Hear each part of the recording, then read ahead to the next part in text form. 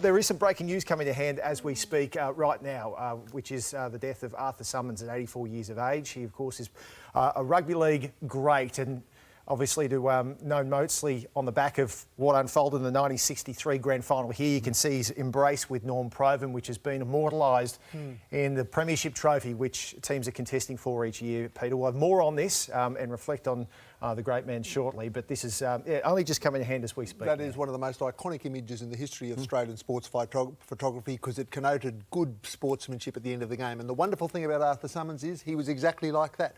He was not only beloved in the rugby league community, I must say he was also beloved in the rugby union committee. He was a dual international.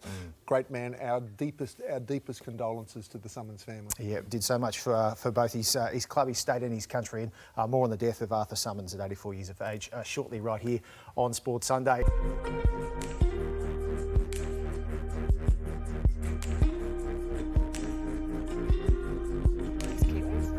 You talk about rugby league icons, and this man certainly is that. Arthur Summons, 84 years of age, passing last night. This news just coming to hand and rocking the rugby league world.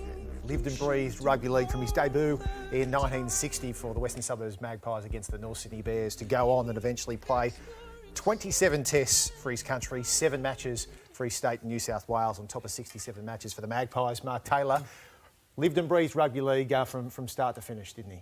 My recollections of Arthur Summons, recent times, I was lucky enough to meet him at some rugby league events, but my first recollection was back in Wagga. He actually finished his rugby league career in Wagga, playing for the Magpies.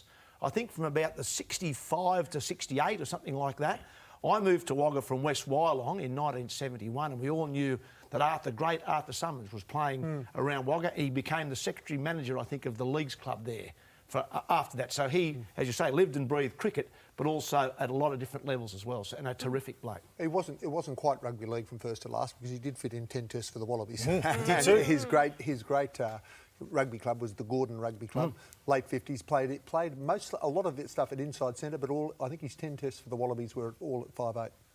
A remarkable career when you look at what he's done as well. And we mentioned it at the top of the show, but for anyone just tuning in, obviously for modern-day rugby league fans who weren't around like me in the 60s and the 70s, it was that iconic photo of that we now see in the Provan Summons trophy that is handed out each and every year to the winner of the NRL Premiership. He and Norm both hugging after the 1963 grand final, which was played, as you can tell, in absolutely treacherous conditions and mud there. And Maggie's getting up over the Dragons that day. Your Dragons too.